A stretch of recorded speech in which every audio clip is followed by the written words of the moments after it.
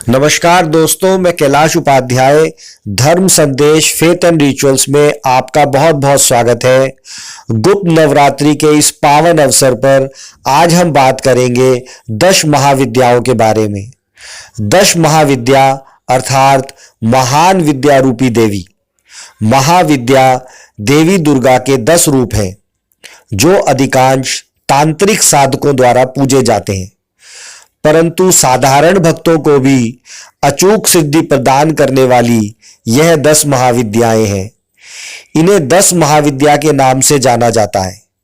ये 10 महाविद्याएं आदिशक्ति माता पार्वती के ही रूप मानी जाती हैं। गुप्त नवरात्रि में 10 महाविद्याओं की महिमा का स्तवन करने से साधुओं का कल्याण होता है। महाविद्याओं में माता छिन्नमस्ता का तीसरा स्थान है। परिवर्तनशील जगत का अधिपति कबंध है और उसकी शक्ति ही छिन्नमस्ता है। विश्व की वृद्धि और ह्रास तो नित्य होते रहते हैं, परंतु जब ह्रास की मात्रा कम और विकास की मात्रा अधिक होती है तब भुवनेश्वरी का प्राकट्य होता है। इसके विपरीत जब निर्गम अधिक और आगम कम होता है तब छिन्नमस्ता का प्राधान्य होता है। भगवती छिन्नमस्ता का स्वरूप अत्यंत ही गोपनीय है। इसे कोई अधिकारी साधक ही जान सकता है। इनके प्रादुर्भाव की कथा इस प्रकार है। एक बार भगवती भवानी अपनी सहचरी जया और विजया के साथ मंदाकिनी में स्नान करने के लिए गईं। स्नान के उपरांत क्षुधा अग्नि से पीड़ित होकर वे कृष्ण वर्ण की हो गई। उस समय उनकी सहचरियों ने भी उनसे कुछ भोजन करने के लिए मांगा। देवी ने उनसे कुछ समय प्रतीक्षा करने के लिए कहा। थोड़ी देर प्रतीक्षा करने के बाद सहचरियों ने जब पुनः भोजन के लिए निवेदन किया तब देवी ने उनसे कुछ देर और प्रतीक्षा करने के लिए कहा। इस पर सहचरियों ने देवी से विनम्र स्वर में कहा कि माँ तो अपने शिशुओं को भूख लगने पर अविलंब भोजन प्रदान करती है, आप हमारी उपेक्षा क्यों कर रही हैं? अपनी सहचरियों के यह मधुर वचन सुनकर कृपामयी देवी ने अपने खड्ग से अपना ही सिर काट दिया। कटा हुआ सिर देवी के बाएं हाथ में आ गिरा और उनके कबंध से रक्त की 3 धाराएं प्रवाहित हुईं। वे 2 धाराओं को अपनी दोनों सहचरियों की ओर प्रवाहित कर दी, जिसे पीती हुई दोनों प्रसन्न होने लगी और तीसरी धारा को देवी स्वयं पान करने लगी। तभी से देवी छिन्नमस्ता के नाम से प्रसिद्ध हुई।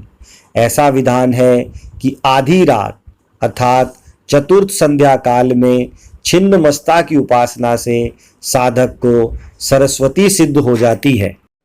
शत्रु विजय, समूह स्तंभन, राज्य प्राप्ति और दुर्लभ मोक्ष प्राप्ति के लिए माँ छिन्नमस्ता की उपासना एक अमोघ उपाय है। छिन्नमस्ता का आध्यात्मिक स्वरूप अत्यंत महत्वपूर्ण है।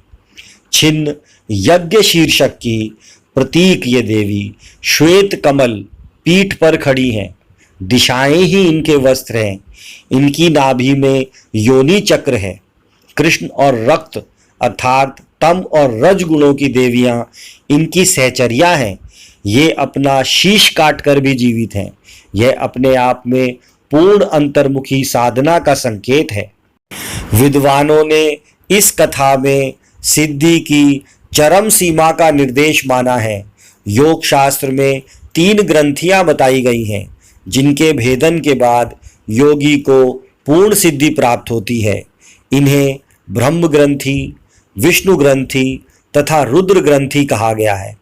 मूलाधार में ब्रह्म ग्रंथि, मणिपुर में विष्णु ग्रंथि तथा आज्ञा चक्र में रुद्र ग्रंथि का स्थान है। इन ग्रंथियों के भेदन से ही अद्वैत आनंद की प्राप्ति होती है। योगियों का ऐसा अनुभव है कि मणिपुर चक्र के नीचे की नाड़ियों में ही काम और रति का मूल है। उसी पर छिन्ना महाशक्ति आरूढ़ है।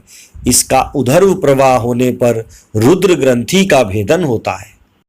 छिन्नमस्ता का वज्र वैरोचनी नाम शाक्तों, बौद्धों तथा जैनों में समान रूप से प्रचलित है। देवी की दोनों सहचरियां रजोगुण तथा तमोगुण की प्रतीक हैं। कमल विश्व प्रपंच है और कामरति चिदानंद की स्थूल वृत्ति है। बृहदारण्यक की अश्वशिर विद्या, शाक्तों की हयग्रीव विद्या तथा गणपत्यों के छिन्न शीर्ष गणपति का रहस्य भी छिन्न मस्ता से ही संबंधित है। हिरण्यकशिपु, वैरोचन आदि छिन्न मस्ता के ही उपासक थे, इसलिए इन्हें वज्र वैरोचनिया कहा गया है। वैरोचन अग्नि को कहते हैं। अग्नि के स्थान मणिपुर में छिन्न मस्ता का ध्यान किया जाता है और वज्रानाड़ी में इनका प्रवाह होने से इन्हें वज्र वैरोचनिया कहते हैं।